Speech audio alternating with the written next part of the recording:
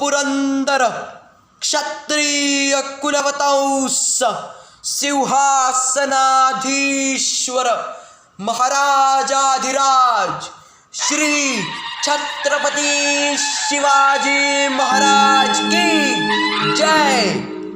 Today on 6th June 1674, Shivaji Maharaj completed his Shivgarjana or coronation in the Darbar of Raigad and became Chhatrapati Shivaji Maharaj, the first emperor of the Maratha Empire.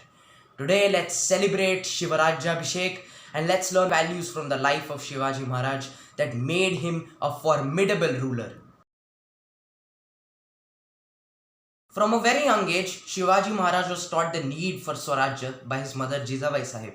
She also taught him the two epics, Mahabharata and Ramayana.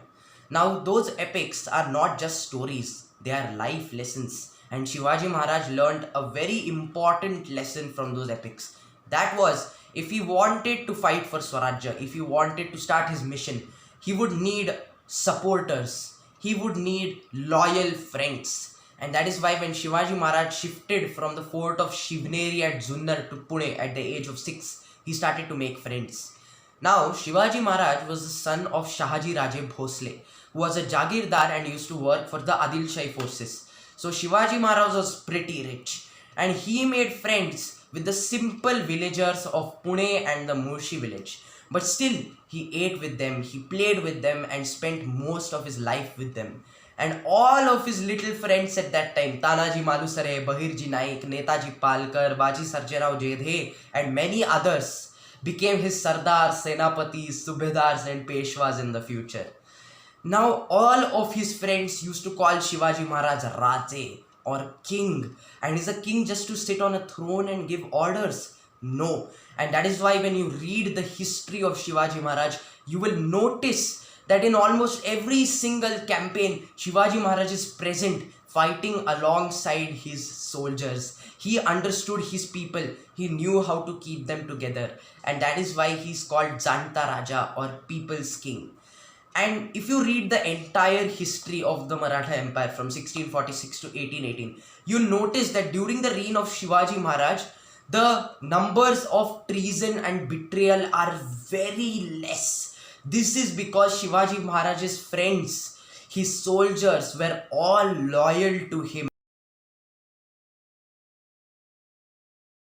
In the army of Chhatrapati Shivaji Maharaj, there were people from different backgrounds, different castes, but they all fought together as one, as a united force. They were aligned with Shivaji Maharaj's dream, and that dream was Swarajya, independence. That was their only purpose, that was their only aim. And so together they were Marathas. And we should learn from this. We should not be divided in our caste, in our backgrounds, in our religion.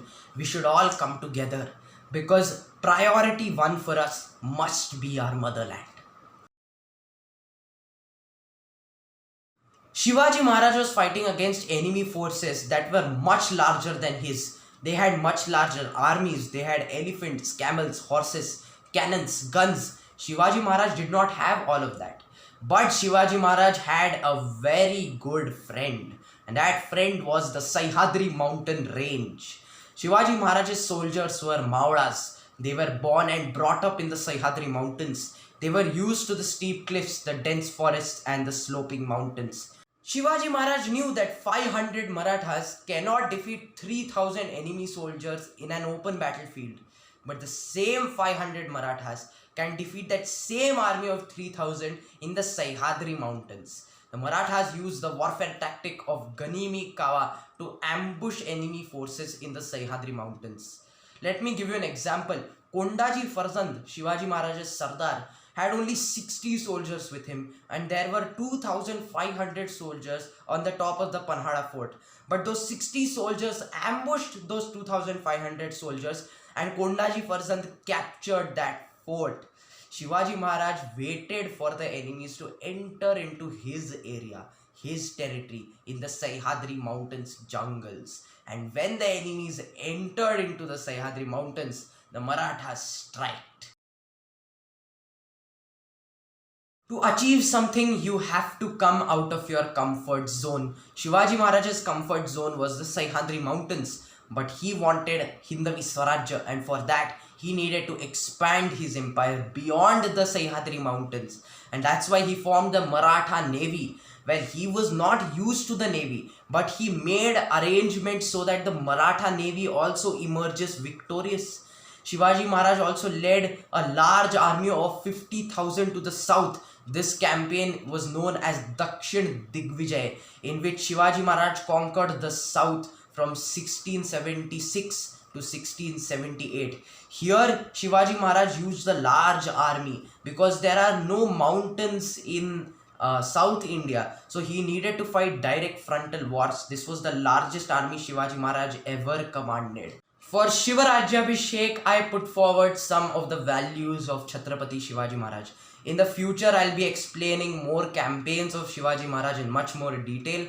And for that, like, share, and subscribe to join me in my mission to promote the history of this glorious empire of India.